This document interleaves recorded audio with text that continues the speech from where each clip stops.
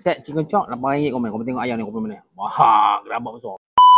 Assalamualaikum warahmatullahi wabarakatuh. Teman hari dengan mana? Dekat mana lagi dekat opsi dalam opsi baru ni. Polish Ungkuk Omar nama tempat ni. Dalam food court ni. Ni. Ayam gepuk Pak Amir komen weh. Ayam gepuk ni viral. Menarik dia.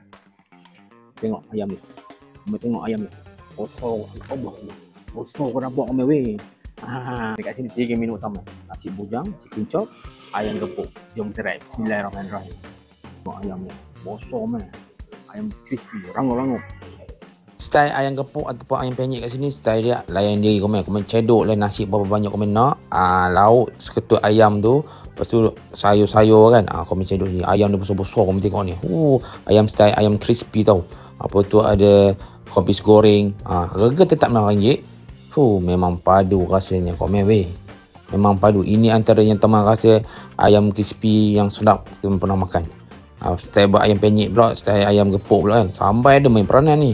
Sampai ni memang confirm tak cukupnya. Kalau kau nak tak puas hati, kau nak order lagi, boleh tambah 50% je. 5 kupang lah ke bawah orang kan. Kalau ayam gepuk, sambal lain. Ada sambal kacang, tambah sikit lah. Tambah RM1. Dapat bekal besar tu kan. Memang puas. Sambal teman kabur kan memang cukup puas hati ni. Nampak sedap. Ish. Tahu nak kabur lah kau datang nanti tengok rasa kan.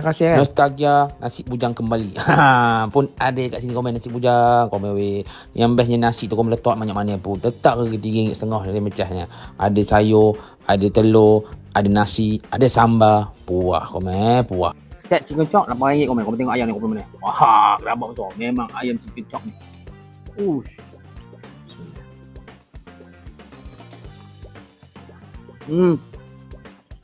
Jadi komen jadi.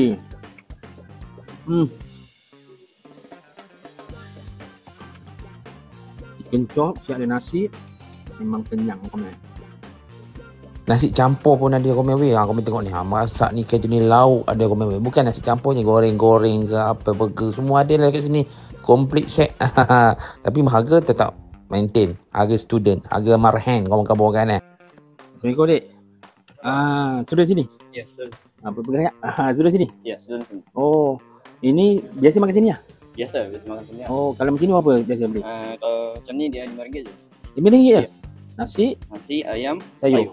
RM5? Ya, RM5. Oh, berbaloi lah? Baloi lah untuk student. Mantap. Terima Kasih. Mana-mana nak rasa ayam gepuk, ayam penyet, boleh atas sini. Ayam gepuk Pak Amir komen weh. Mantap. Dalam usi baru ni. Ayam penyet dia RM6 je komen. Ayam gepuk tambah sambal besar tadi jadi RM7. Ya mau komen puas hati. Nasi hantar Amir dia nak letak banyak mana pun. Sayur lain dia lagi. Style Pak Amir ni style lain dia lagi. Aja handang ni meh. Padu.